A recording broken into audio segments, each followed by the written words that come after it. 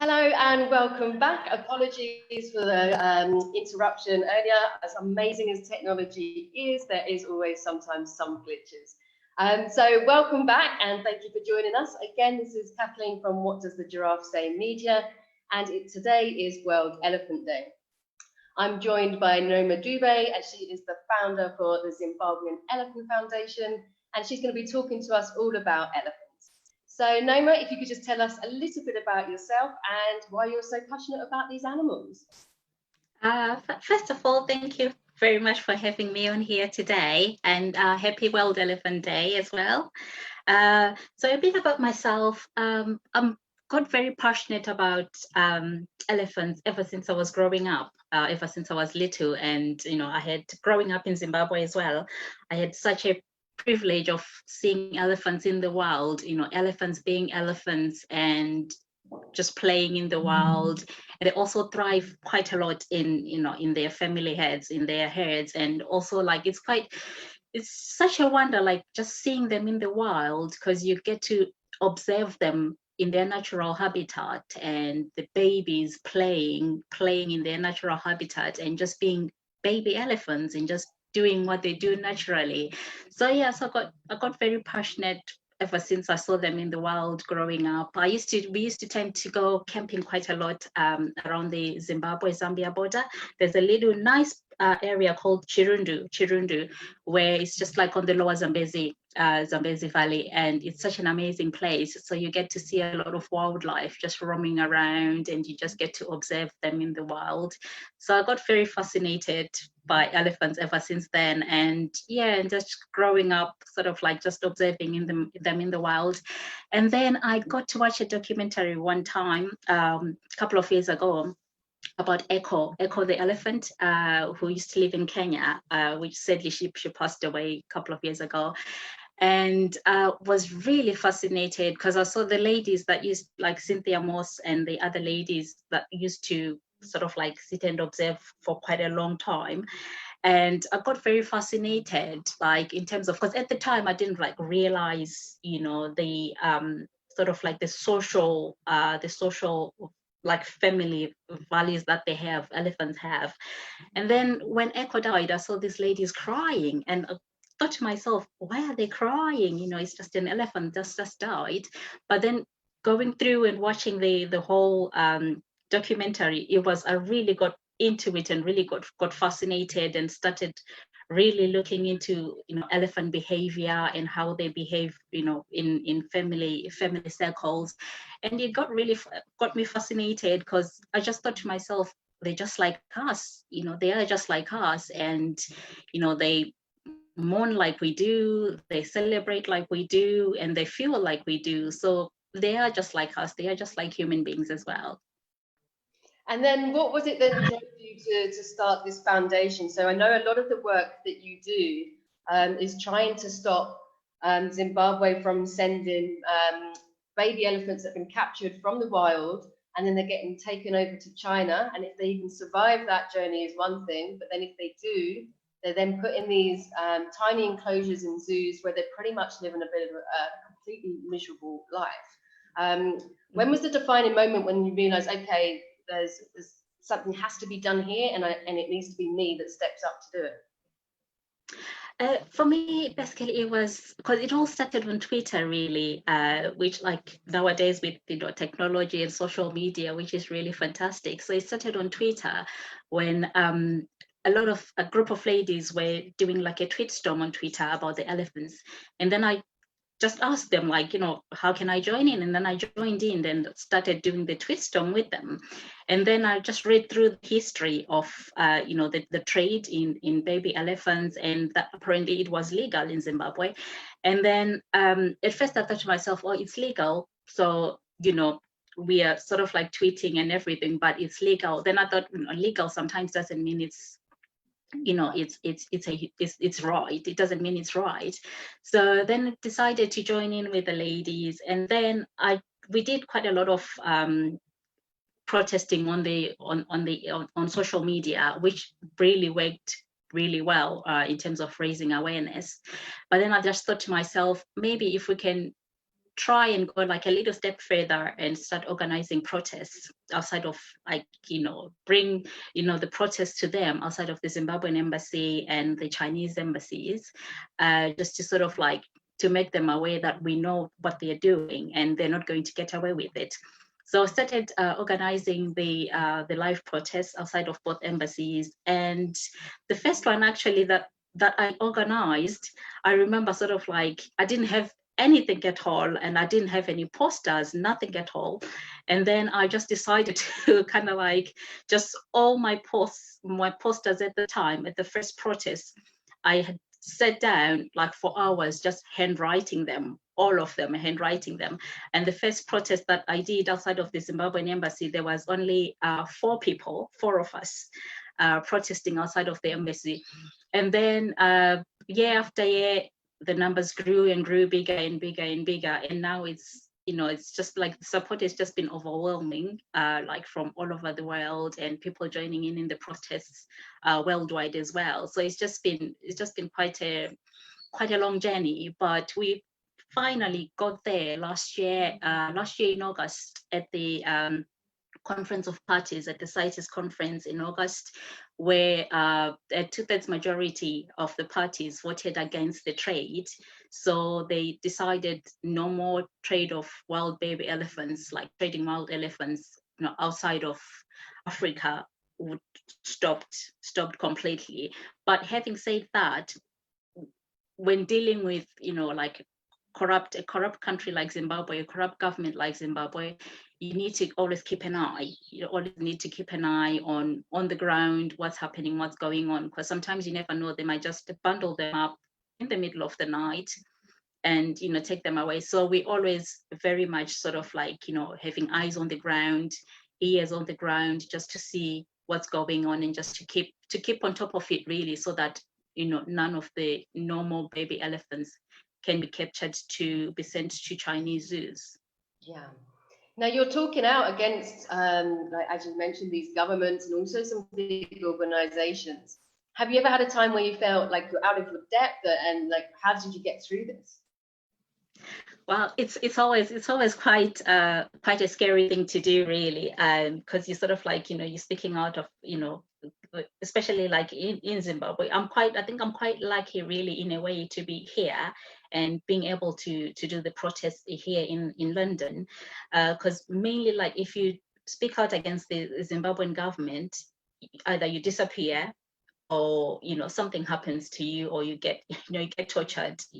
So I'm quite, in a way, I can say I'm quite lucky being here, being able to raise awareness from here, and from social media, and getting other people involved. And also, like, now there's quite a lot of like uprising. The youth is uprising, especially in Zimbabwe as well. There's a lot of youth that are coming up. We've got like environmental lawyers that are standing up, that are putting their foot down to say, we can't have our heritage being sent somewhere else, because what happens when all the elephants have been sent out to China? We'll have to get flies to go and visit them in China, which is, so we have to, as the next generation, we have to try and do as much as we can, even if it means putting your life on the line and speaking out against something that you believe is is wrong. So you have to speak out. You have to definitely speak out. So it is quite scary, and sometimes I always think I've kind of like been online most of the times where you get messages from people saying things like negative things to you, and saying, why are you wasting your time, you're not going to get far, you're not going to get anywhere. But it's happened, it's paid off, because like in a way it's a big win, because the trade has been stopped completely. It's been stopped. So in a way, if you keep persevering and keep hoping and keep fighting for what you believe in, in the end, you will get a result, even if it takes years and years. But if you carry on just fighting, by just fighting, you will get a result. And what's the general attitude from Zimbabweans towards elephants? I know that there have been issues with human-wildlife conflict, but then also you're finding people are becoming more educated and more work is being done to try and stop that conflict from happening. Are you seeing an improvement towards the attitude towards elephants? There is actually an improvement in terms of like I was saying earlier, the youth are sort of like, I think when you sort of like start teaching them from a young age, then they can appreciate wildlife, a lot more. They can appreciate elephants a lot more, especially if it's being taught. For me, I believe it should be a subject taught in school. Wildlife should be something that we're taught in school from when we are young. So if it's by the time we grow up, we get to a certain age, you have to appreciate wildlife, just seeing them in their natural, habitats. So yeah, the youth are actually doing amazingly well in Zimbabwe, and we still have a lot of way to go in terms of like, raising awareness and education as well. We still have a lot more work to do. But even though there is like, what elephants, they're abundant in Zimbabwe, but believe it or not, there's still some other people who've never seen an elephant in the wild, even though they live in Zimbabwe. So I think if it's introduced in schools, at least they can have a program where, they can take the kids out into the wild to sort of like, for them to have at least an appreciation of, how elephants live in the wild, and then they can learn firsthand, like in real life, to see what an elephant is. Because it's all well and good to sort of like, to read about elephants in a book, but at the same time, it's very sort of productive to actually see them live in the wild, just in their family, in their natural habitats, and just being elephants. So I think there is a lot happening, especially like with the local communities. They're doing a lot of amazing work. You've got so many local communities that are being run by the youth. But the only thing is like, the only problem, as much as they can do what they can, but without support, they kind of like get stuck somewhere. So they definitely need support to help carry on the message and try and teach the young ones, for them to appreciate the elephants more. Yeah. So it is quite an ongoing thing, but we still have a long way to go, but we will get there. We'll get there. I think with support, because the other reason why I decided to set up ZEF as well is for us to advocate for a stronger future in coexistence of people and wildlife in Zimbabwe. So if you teach them and support them, then they will protect wildlife. So, but without support, it's really they can't do much, because they barely have anything to work with at the moment, but they work with what they have. So ZEF is there to help local communities as well, like those that are living, on the buffer zones, where they have, sometimes where they can sort of like encounter wildlife. So it's trying to find ways of reducing human elephant wildlife conflict. So it's trying to get things like beehives put in, or kind of like have chili fences put in as well, and also try maybe in the long run try and reintroduce elephant corridors, because there used to be a lot of elephant corridors in Zimbabwe, but because of human encroachment, they are no longer there, because people are sort of like building, somebody will pitch up here and build something, and then those corridors, they kind of like they get lost in the way. And then the elephants, because elephants, they have their memories is just like they're highly intelligent. So when they use those corridors, they've been using them for years and years, but when they kind of like using that path, and then there's a block in the path, then there's going to be conflict, because that's their way of, they're used to that. But if humans start encroaching in their environment, it doesn't really help much.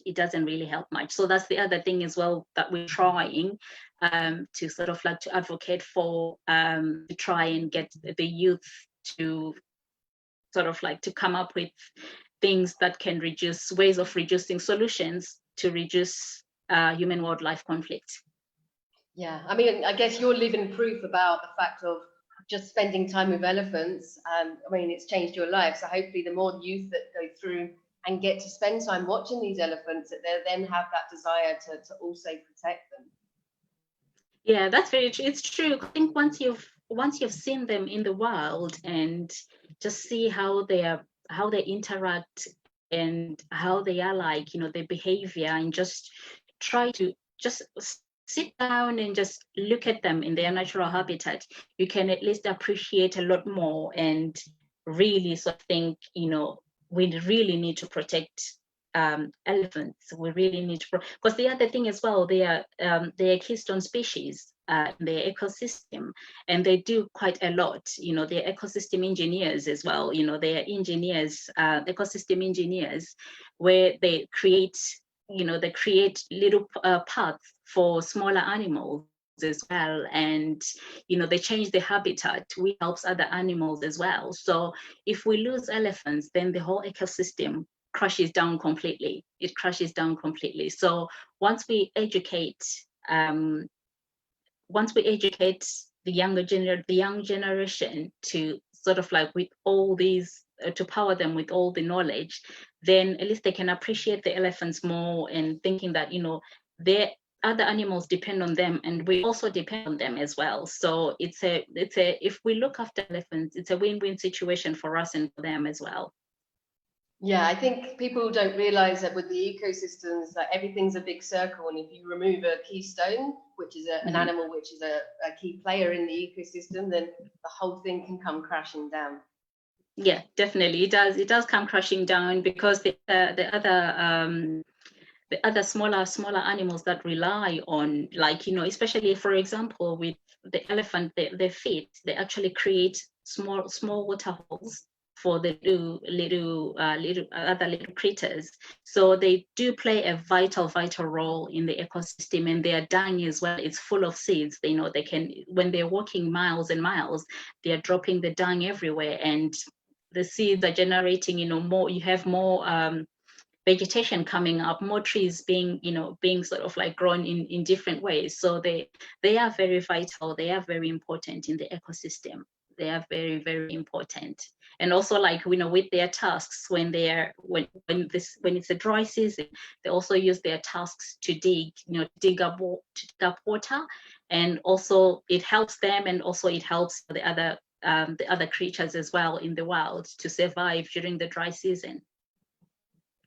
Yeah, I think the more you learn about animals and the connection with the ecosystems and elephants and that sort of thing, it's just like they're all tiny pieces of the puzzle, and it all fits to work. So if there's people back home watching this, and maybe it's not elephants, but maybe it's conservation in general, or they have their own kind of thing, and they want to be an activist and do something proactive to stop something they're passionate about, what advice would you give to tell them to how to follow this? Are there any things that they can expect? Any hurdles? Any highs? Any lows? There is quite. Isn't that you think you really need to sit down and have a think about whether you want to go into it, because once you start being like a wildlife, advocating for wildlife, you really need to be thick-skinned, because you're going to come across so many hurdles, so many hurdles, and so many negative comments from people. So you really need to be thick-skinned, but it does pay off once if you've got the the will and determination of doing something that you believe in. Then I say it's worth it. It's worth all the the negative comments. It's all worth all the hurdles that you go through. And sometimes you sort of like, sometimes comes a time when you think you've been advocating and nothing is happening for years and years, and sometimes you sort of like, you just feel like giving up. And sometimes when you go to bed, you just cry yourself to sleep, and you think, why are you doing this? I'm sort of like drained. It's draining me, and I've got no energy at all. But I always say to people, if you believe in something, just your determination and your will, if you've got the willpower to do it, then you will get through it. And also, like, a lot of support, because the wildlife community is very supportive. People are amazing. They're very, very supportive. And sometimes if you feel like you're having a burnout, people are there to support. They always support, even though all of us, each and every one of us, at some point, we do get a burnout. But you have an amazing community. People support you, and if you need to take a little break, you just take a step back and just take the time to recharge, and reboot, and then you get back into it with the sort of like with the right mindset. But I always say to people, I've been asked, a lot of people have sent me messages asking me, how can I get into activism, like you just asked me. But you sort of like, sometimes, like with social media, it's amazing as well. It's another amazing tool of being an advocate online. So by joining, like, in social media groups, there's so many social media groups, and people can join in on those social groups, and they're very welcoming groups. And I also have a group on Facebook where people can join us as well. So the hashtag Zimbabwe Elephants, hashtag Zim Wild Trade. So, and there's other many. They've got Action for Elephants UK, where it's such an amazing community. You've got cities fighting for elephants and rhinos. You've got quite a lot of groups that people can join in and get involved with, in terms of advocating. So yeah, there is a lot of support out there, quite a lot of support. But like I said, you have to get into it. You have to have the willpower to be able to do it, and the determination. And you have to be hopeful as well. You have to be very hopeful that there is a light at the end of the tunnel. Sometimes it can be quite dark. It can be quite dark, because sometimes you can be put off by, sometimes you might come upon a video that will sort of like really shred you to bits, and you just think, as human beings, what have we become? And it will shred you to pieces. Like it will stay with you. Some of the things, they will stay with you for days on. But at the same time, you have to be hopeful and think, there is a light at the end of the tunnel. And it's actually helping, because of a lot of awareness has been raised in terms of wildlife, by in terms of raising awareness, be it elephants, be it dolphins, be it the dogs in China. It could be anything, that as long as you're passionate with something, if you're passionate about something, then go for it. I always say to people, go for it, just do it. As long as your heart is in the right place, just do it and go for it. I mean, with you, as I understand it, you actually hold down a full-time job as well as doing this as well. So you've got to really push yourself. There must be times when you're exhausted. As you say, they can be quite bleak at times, and you've also got to be prepared to be in it for the long run. You're not going to get an immediate quick fix. So you do need to have that optimism. Are you a naturally optimistic person, or is this something you've had to kind of find to get you through? Well, naturally, I'm an optimistic. I've always been optimistic, really, ever since growing up. I always think, if I'm doing something, I go into it knowing that at least there is something good that's going to come out of it. So it, like you're saying, like holding a full-time job, it can be quite difficult, because there's some days where I sort of feel so burnt out and really drained, and I just think to myself, oh, I can't do it anymore, I need to stop. But sometimes I think people, they tend to think, if you're an animal activist or if you're an advocate for wildlife, you have to keep going, but at the same time you need to look after yourself. You definitely need to look after yourself, because once you get a burnout, sometimes you can be out for quite a number of days. So sometimes you really need to have a recharge, have a reboot, and then get back into it, then get back into it. So it does help to recharge. But for some reason, I've managed to, have a full-time job and do my activism, it's in a way it's like a full-time job as well, but I'm not getting paid for it. But it feels it's like a full-time, it's full-time, because I do it full-time as well on top of my full-time job. But it's just the willpower and the determination that I have to keep going. And something that I've always wanted to do, advocating for wildlife, advocating for wildlife. And at the same time as well, most of my posts that I do, sometimes I'm actually at work. I'm in the middle of work and I'm actually creating a post while I'm at work.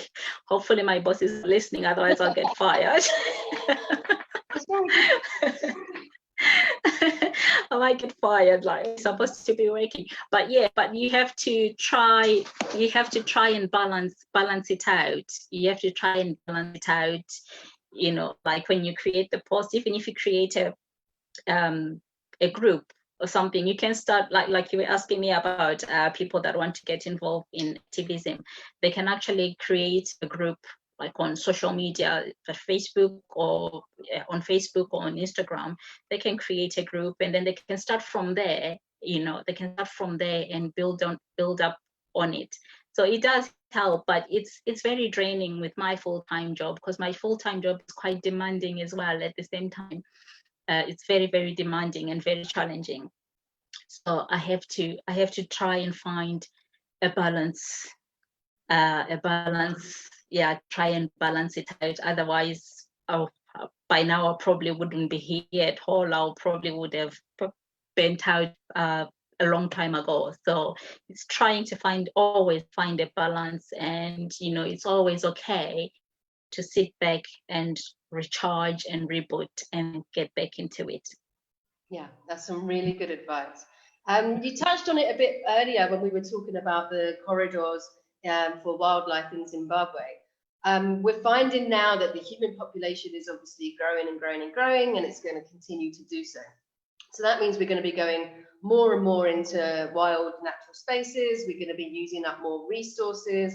We're going to be draining ecosystems. Do you think that there's been a connection with what we've been doing and the current COVID pandemic? And what are your thoughts about that? There is definitely a big connection, the current pandemic that we find ourselves in, because in the wild, when you take an animal out of the wild, when you take an animal out of its natural habitat, in the wild, every animal has a purpose. You have elephants that are the ecosystem engineers, and then you have hyenas. You have hyenas and vultures that clean up any debris. Like when an animal is killed, they clean up all those, they clean up, do like a proper clean. Hyenas and vultures, they do a proper clean.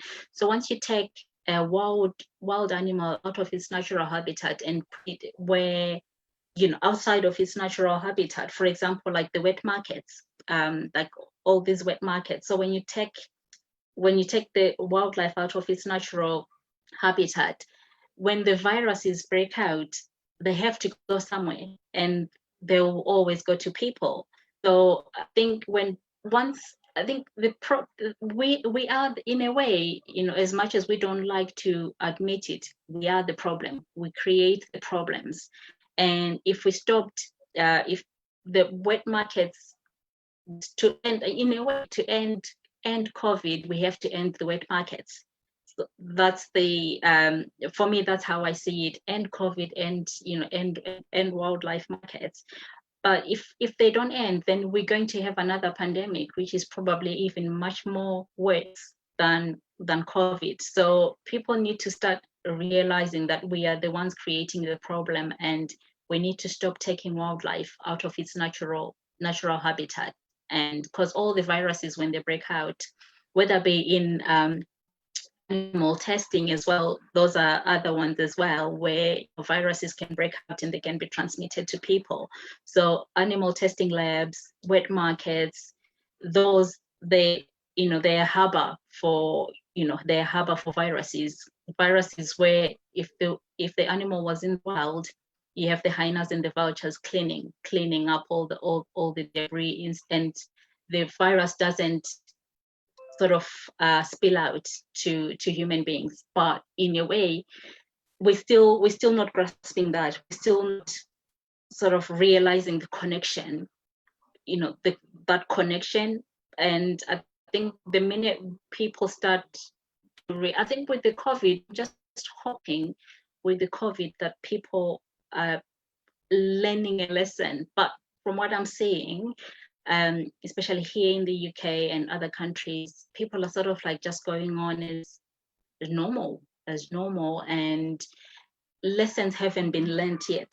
And I think we need to start sort of like thinking more about the future and about the other generations that are coming up, and we need to try to safeguard that by living wildlife in the wild, in their natural habitats, and just being wildlife. Yeah, I think one of the issues that is going to be a problem is people are quite complacent and comfortable with how their lives were, and for us to make a change, it's actually going to be like some big changes that we need to make. And people are frightened or are unwilling to give up the luxuries and the things that they've got very used to. Mm-hmm. Yeah, no, definitely. Some people, that's the problem. Some people are willing to change, and then some people are willing not to change. So some people will just think, oh, it's gonna pass. It's just like a flu, or it's just like something that's just gonna pass. But it's here. It's still here. It started last year, and we're almost like coming up, well, towards the end of the year. It's taking a whole year, and nobody has found a cure for it. And we don't know when we're going to find a cure. And like, even now, the past few days, there's been a few outbreaks in other countries as well. The outbreaks, it spiked again. And you think, like, as human beings, we need to start behaving more in a more humane way, and just think about what we're doing to the planet and to the environment as a whole. And because it's affecting everybody. What we do to wildlife affects us as well at the same time. So I think we need to kind of like, we need to really wake up and smell the coffee and think, we are doing, what we're doing is completely wrong, and we need to change our ways. We really need to change our ways. Otherwise, we will, as much as it sounds dramatic, we will at some point become extinct. I know it sounds a bit dramatic, but that sound like that's the path that we headed if we don't change our ways. Yeah, I think it's learning that every action has a reaction. Okay, so I've only got one more question left. So if anyone back home watching would like to put a question towards us, then please pop it on the comments, and then I'll have a look and I'll put it towards Noma. If you're watching this and it's not live, you're watching this later on, then do still put a question to us, and we will definitely try and get back to you as soon as possible and try and respond to you. So my final question to you, Noma, is what we're finding at the minute with this, with the COVID, with the fact that there's a lot of people that were doing a lot of conservation work. Funding has dried up for a lot of people, or you're actually not even allowed to go out to these places. So we're starting to see an uptick in things such as poaching and the bushmeat trade, illegal wildlife trade.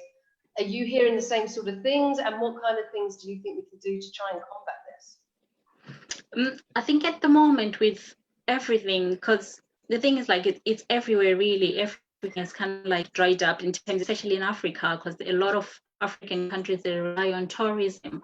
So that's completely like dried up, and you will get, I am hearing a lot of cases, like poaching cases, it's actually spiked up quite a lot, because in a way they're trying to survive as much as they can, but by doing something that is not right. So it's definitely impacting on wildlife quite a lot, the COVID, because most businesses that rely on tourism, they don't have any income anymore, and they've had to cut down in terms of jobs. They've had to cut down jobs as well. They've had to lay off some people as well. So it's kind of like a catch-22 situation where you've been working, and then all of a sudden you stop. You're not bringing any income to your family, you're not bringing any income, you're not bringing any food, there's no food on the table. So poaching is going to spike because people are trying to survive, they're trying to have food. But I'm just hoping that hopefully once things start getting back to normalcy at some point, that things will pick up, that things will start picking up. But yeah, it has impacted a lot on the poaching crisis. The poaching wars are still rising every single day. You hear there's been an animal that's been poached, and it's a really, really sad situation that we are in at the moment. And hopefully, we can sort of solutions can be done to help those that are on the ground, be it by donating something towards like animal conservation groups that are actually on the ground, because they rely on tourism, they rely on donations. So I think I know everything, it's not the easiest time to be sort of like traveling and everything, but I think if people, every little helps, even if it's like £5, towards people on the ground who are actually working with wildlife. I think that does go a long way, and it does help a lot. But like I was saying, the poaching wars, they are actually raging at the moment, and you're getting so many, especially elephants. You're getting a lot of elephants that are being poached, left, right, center. And yeah, it's a really, really sad situation that we're in at the moment, which is impacting on both wildlife and people as well. So yeah, it's not the easiest times, really. It's not the easiest times. No. Yeah, I'm just looking at some of the questions that we're getting coming through here. We've got a lot of people just saying that you're doing incredible work, agreeing that the youth is the future, and that the circle of life is always kind of complete. If someone wanted to help with you guys during this time, what can they do to help support you? For Zeph, because at the moment with Zeph, because Zeph is a very new non-profit organization, so we're still working on the website bit, it's taking a bit of a while to kind of like to finish up, but hopefully within a few months it will be up and running, and then we can, because we're going to have we'll be working with a lot of communities in Zimbabwe, local communities on the ground in Zimbabwe, a lot of projects coming up, and then people can choose which projects they would like to donate towards, or other different organizations they want to donate towards. But at the moment, what I can say, people can either, they can go on our foundation page on Facebook. There's a PayPal account on there. They can either donate via that link, or the other option as well is to donate to the individual organizations that are actually on the ground via their Facebook pages, because some of them, they actually have most of them, they have Facebook pages, and they have the donate button on there, or they can go to their websites and then donate directly to the organizations. So there's quite a lot of organizations that are doing amazing work in Zimbabwe, and that are really in need of help. So the first option is there's a few options where they can donate either on the Zimbabwe Elephant Foundation page on the PayPal link, and then I can always transfer the money to the individual organizations in Zimbabwe. Because for me, I always believe in transparency. That's my first priority. Everything is transparent, and so all the organizations will get at least something to help towards the work they're doing on the ground. Or the other option is to go on their individual. I'll make a list of the. I still need to make a list of the different organizations that are on the ground where people can donate. So many that are doing amazing work that they're doing. Okay, I've got a question from Jane Smith, and they're asking, as UK citizens, apart from supporting organisations such as yourself, is there anything specific people can do to help elephants? Is the UK government being lobbied on some of the issues? Anything that we can do from the UK with that? Yes, actually, we have been lobbying here in the UK. We have been lobbying the UK government as well to help, to help push for, like, an end in the wildlife trade, or an end in the trophy hunting imports being brought. So a lot of people have been lobbying the UK government, and we're just hoping that they listen to to the majority of people, that we need to end the wildlife, to shut down all the wildlife trade doors, not allow any trophy hunting imports. So you've got quite really amazing organizations. You've got Jane Smith as well. She does an amazing job. She's an amazing lady who does amazing work as well for wildlife.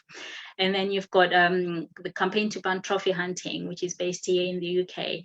They're actually they've been lobbying the government for a couple of years now to stop the trophy hunting imports from coming into the UK.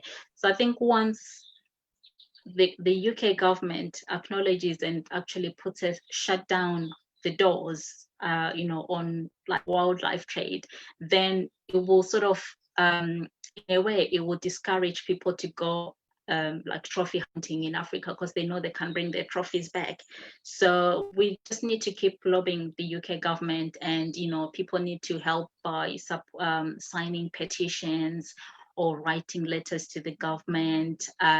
There's like petitions. I always put petitions on my pages most of the times. If I see a petition from a different organization, I always make sure I share it on my pages as well. But petitions, they help a lot. So if people can sign petitions, write letters to their MPs here in the UK, it does go a long way. It definitely does go a long way. So that was a brilliant question. Thanks to Jane. Yeah, thank you everyone. I really appreciate everyone tuning in. So we're going to wrap up now. Again, as I say, if you are not watching this live and you're watching it back on the Facebook pages, do put questions to us. We're always happy to help and kind of spread the word. So feel free to share, like, and comment. Meanwhile, from me, Noma, thank you so much for coming on. I've absolutely loved having you. You're an inspiration, and I think that there's going to be people watching that hopefully will be inspired to kind of follow in your footsteps and do some incredible things from nature. Thank you so much for your kind words, and just to say thank you to everyone who's been watching. Thanks to everyone who's been watching, everyone who's supported, who's supported us from the beginning, and everybody who's stood with us outside of the embassies protesting, in the cold weather, in the freezing weather, in the heat. People have been so supportive. Everybody who's signed the petition, everybody who's written letters to their MPs. It's really helped us a lot to push for the end in the exportation of baby elephants from Zimbabwe. It really helped a lot. Look, when voices come together as one, then we can achieve something. We can achieve something if we all work together. So a huge thank you to everybody who's always been, the invaluable support. It's just been amazing, and it's what keeps me going most of the times, knowing that I've got like all that support from everybody. So thank you to everybody. Thank you for all your support. Excellent. Well, we're all cheering you on, don't you worry. Okay, so thank you again everyone for watching, and enjoy the rest of your day. Goodbye. Thank you.